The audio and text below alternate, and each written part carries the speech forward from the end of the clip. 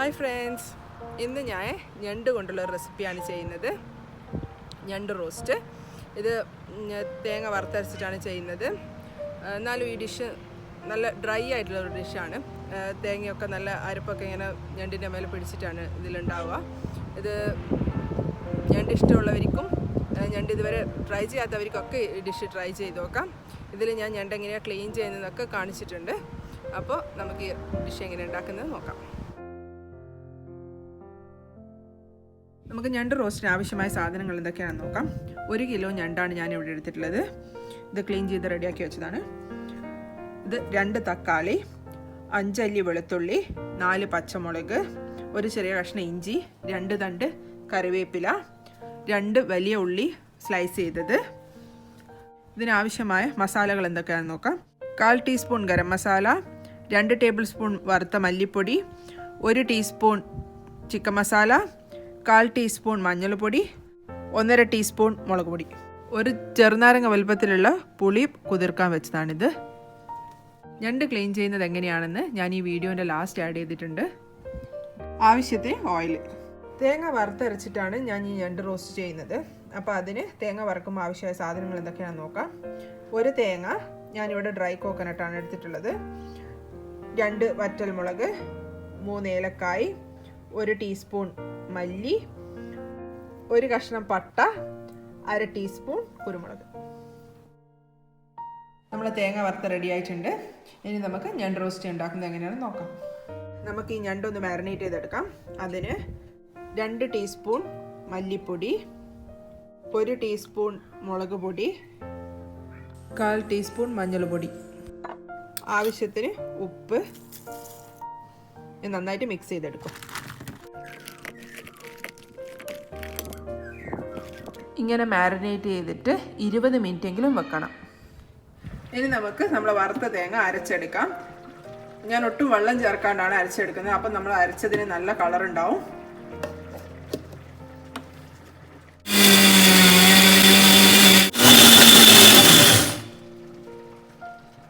ഞാൻ ഈ ഞണ്ട് റോസ്റ്റ് ഒരു മൺചട്ടിയിലാണ് ചെയ്യുന്നത്. അപ്പം നമ്മൾ ചട്ടി ചൂടായിട്ടുണ്ട്. അതിലേക്ക് 3 ടേബിൾ സ്പൂൺ ഓയിലാണ് ഞാൻ ഒഴിക്കുന്നത്. എണ്ണ ചൂടായിട്ടുണ്ട്. അതിലേക്ക് വെളുത്തുള്ളി ഇഞ്ചി ചതച്ചത്, പിന്നെ പച്ചമുളകും. ഇനി നമുക്കൊന്ന് നന്നായിട്ട് വഴറ്റാം. നമ്മൾ ഇഞ്ചിയും വെളുത്തുള്ളിയും പച്ചമുളകിൻ്റെ പച്ചമണം മാറിയിട്ടുണ്ട്. ഇനി നമുക്ക് അതിലേക്ക് ഉള്ളി ചേർത്ത് കൊടുക്കാം. ഉള്ളി ഒന്ന് ചൂടായി കഴിഞ്ഞ് കഴിഞ്ഞാൽ അതിലേക്ക് ആവശ്യത്തിനുള്ള ഉപ്പ് ചേർത്ത് കൊടുക്കാം. നമുക്ക് വീണ്ടും നന്നായി വഴറ്റുക. നമ്മൾ ഉള്ളി നന്നായി വഴണ്ടിട്ടുണ്ട്. ഇനി നമുക്ക് അതിലേക്ക് തക്കാളി ചേർക്കാം. ഇനി നമുക്ക് ഈ തക്കാളി ഉടയുന്ന വരെ നന്നായിട്ട് വഴറ്റി കൊടുക്കണം. ഇനി നമുക്ക് ബാക്കിയുള്ള മസാലകളൊക്കെ ഓരോന്നായിട്ട് ചേർക്കാം. മുളക്, മല്ലിപ്പൊടി, ചിക്കൻ മസാല, എല്ലാ മസാലകളും നന്നായി ഒന്ന് വഴറ്റിയ ശേഷം നമുക്ക് പുളിവെള്ളം ചേർക്കാം.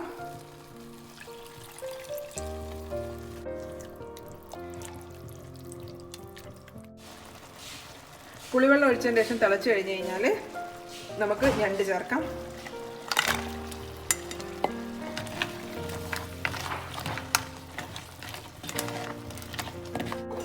ഇനി എല്ലാം നന്നായിട്ടൊന്ന് മസാലയിൽ കോട്ട് ചെയ്ത് കൊടുക്കാം. ഇതിലേക്ക് നമുക്ക് 1 കപ്പ് വെള്ളം കൂടി ഒഴിച്ചു കൊടുക്കാം. ഞാൻ ആ മസാലയുള്ള പാത്രത്തിൽ തന്നെയാണ് വെള്ളം ഒഴിക്കുന്നത്.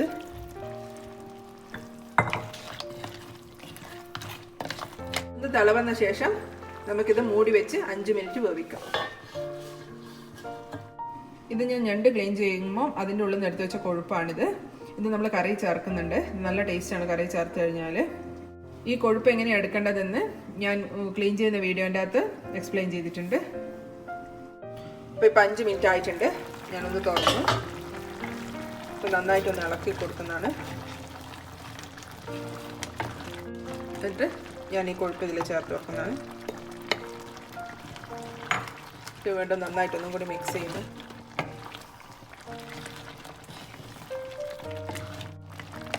വീണ്ടും ഒരു 5 മിനിറ്റും കൂടി നമുക്ക് വേവിക്കാം. 5 മിനിറ്റ് ആയിട്ടുണ്ട്. ഇനി നമുക്ക് തുറക്കാം.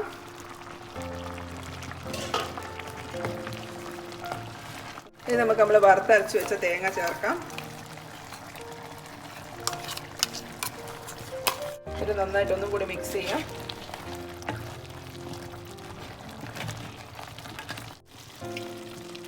ഇപ്പം നമ്മൾ നല്ല വറ്റിയിട്ടുള്ള ഞണ്ട് റോസ്റ്റ് റെഡി ആയിട്ടുണ്ട്.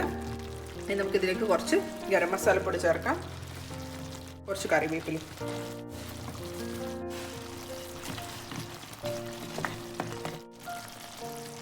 ഇതിലേക്ക് 1 ടേബിൾ സ്പൂൺ വെളിച്ചെണ്ണയും കൂടി ചേർക്കുക.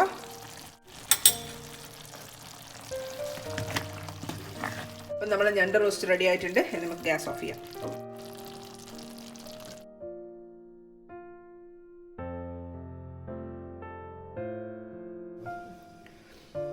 നമ്മൾ ഞണ്ട് ക്ലീൻ ചെയ്യുമ്പോൾ ആദ്യം അതിൻ്റെ കാലാണ് അടർത്തിയെടുക്കേണ്ടത്. ഇനി നമുക്ക് ചെറിയ കാലുകളും അടർത്തിയെടുക്കാം.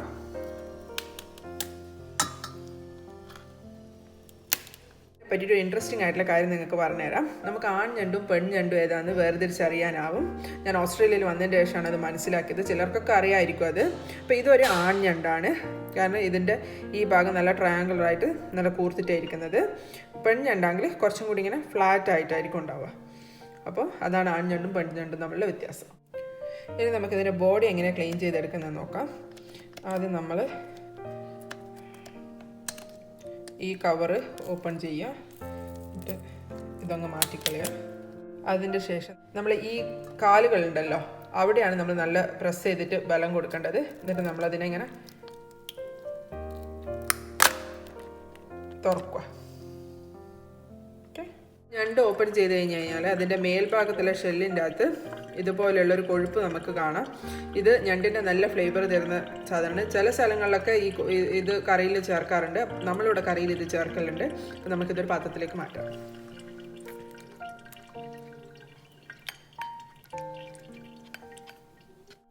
ഇനി നമ്മൾ ഇതിൻ്റെ മേൽഭാഗത്തുള്ള ഈ ചെകിള പോലത്തെ സാധനം പറിച്ചെടുക്കണം. 2 സൈഡിലുള്ളത് നന്നായി ക്ലീൻ ചെയ്ത് കളയാം. പിന്നെ ഇതിൻ്റെ അടിയിലുള്ള ഇതുപോലെയുള്ള എക്സ്ട്രാ പീസസ് ഒക്കെ നല്ലോണം പറിച്ചെടുത്ത് കളയാം.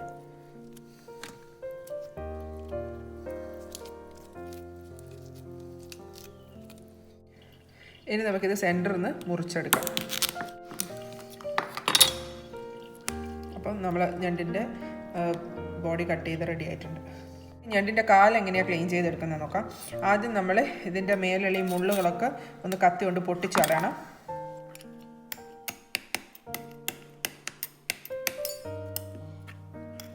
ഇനി നമുക്കിത് നടുവെന്ന് ഒന്ന് ഒടിച്ചെടുക്കാം. നല്ല ശക്തി ഉപയോഗിക്കണം. അപ്പം നമ്മൾ 2 കഷ്ണമായി കിട്ടി. ഇനി നമുക്ക് ഈ കാലുകൾ ഒരു പകുതിക്ക് വെച്ചിട്ട് കട്ട് ചെയ്താളണം. അല്ലെങ്കിൽ നമുക്ക് എന്നാലേ നമ്മളെ മസാലയൊക്കെ ഇതിൻ്റെ ഉള്ളിൽ നന്നായിട്ട് കയറുള്ളൂ. അപ്പോൾ നമ്മൾ ഞണ്ടിൻ്റെ കാലുകളും വെട്ടി റെഡി ആയിട്ടുണ്ട്. ഇനി നമുക്ക് ഈ ചെറിയ കാലുകൾ ക്ലീൻ ചെയ്തെടുക്കാം.